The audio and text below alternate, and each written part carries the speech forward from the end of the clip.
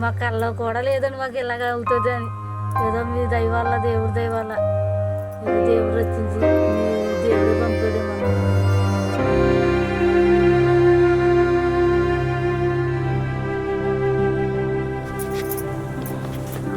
Sir వచ్చి చూపించండి బాబు.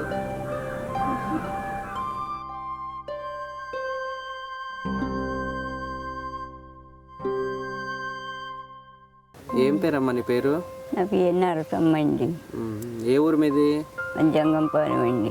ఇక్కడ ఎప్పటి నుంచి ఉంటున్నావు? అతను పోయాడండి. అతను పోయిన కాడి నుంచి ఇక్కడికి వచ్చేసామండి. అతను అయినా పెళ్ళి అయిన కాడి నుంచి ఇక్కడే ఉన్నానండి. ఇంకా ఎరలేదు.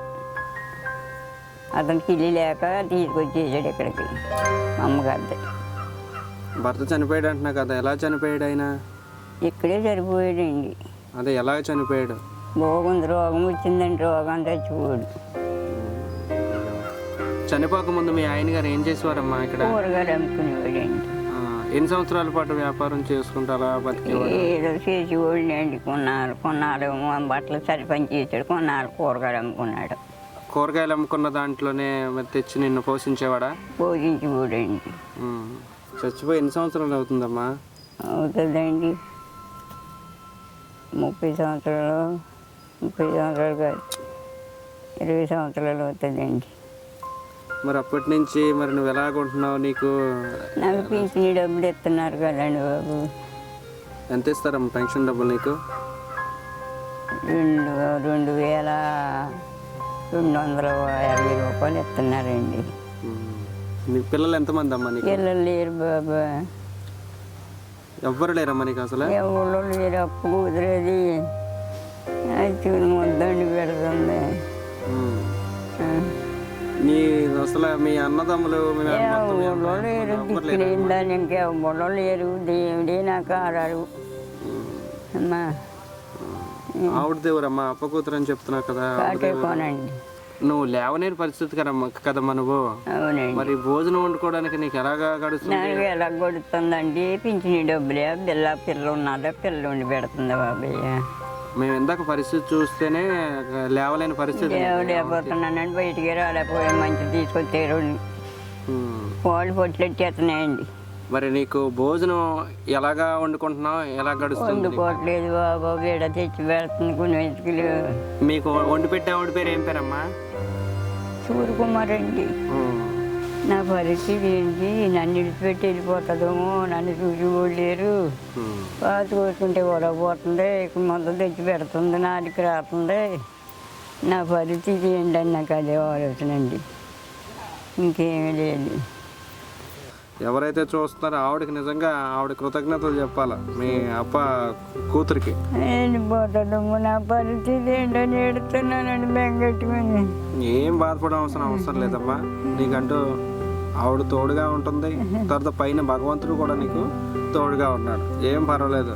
3 నెలలు పాపం ఈ పక్క ఊరుకు శుభ్రంగా భోజనం అయ్యి పెట్టేవారంటండి. పెడితే ఇంకా నా పిల్ల రాలేదు, నేను ఇంకా అనేసి తినడం మానేసి 40 రోజులు బట్టి ఇంకా అన్నం మానేసి అలాగే పడుకుని ఉండేదంటండి. నాకు ఫోన్ చేస్తే నేను వచ్చానండి. వచ్చిన కాడ నుంచి నేను ఏం చేశానంటే ఇక్కడ వండుకోనాక అయ్యి లేదనండి. అక్కడ చిన్న పాక తీసుకునండి, అక్కడ అన్నం వండుకునండి, అక్కడ పట్టుకొచ్చి పెడుతున్నానండి. ఆ పెన్షన్ డబ్బులు వస్తున్నాయి కదండి బాబు, ఆ డబ్బులు ఎట్టే పెడుతున్నానండి. నాకు మాత్రం ఎలాగ వస్తుందండి?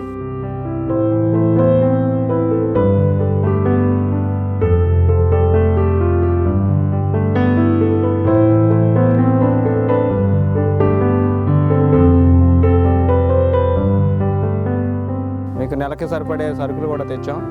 మరి బియ్యం, కందిపప్పు, పసుపు, కారం, బ్రెడ్, ఇవన్నీ నెలకి సరిపడే సరుకులు అనమాట. మరి పాకలో వర్షం పడుతుందని చెప్పారు కదా, మరి డబ్బులు ఇచ్చాను, వరకం కొని వేయించాము.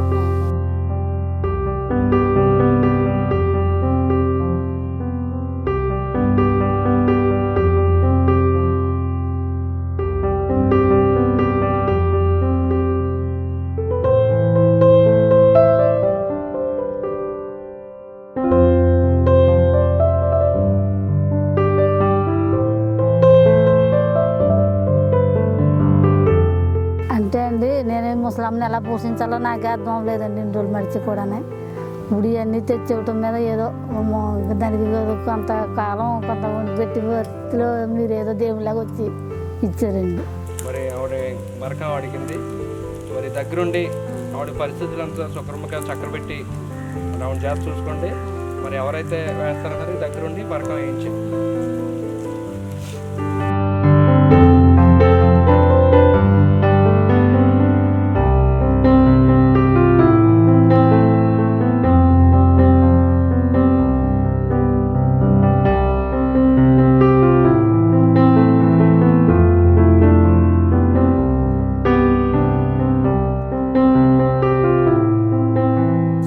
మీరు ఏదో ఇలాగ ఇస్తారని నేను కూడా మా కళ్ళలో కూడా లేదని మాకు ఇలాగ అవుతుంది అని ఏదో మీ దయ వల్ల దేవుడి దయ వల్ల ఏదో దేవుడు వచ్చించి మీ దేవుడే పంపాడేమో నేను అదే అనుకుంటున్నానండి. ఎలా పెంచాలి ఈ ముసలమ్మని, ఏంటి నా పరిస్థితి అని నాకు ఒకసారి అలాగ బాధపడేదండి.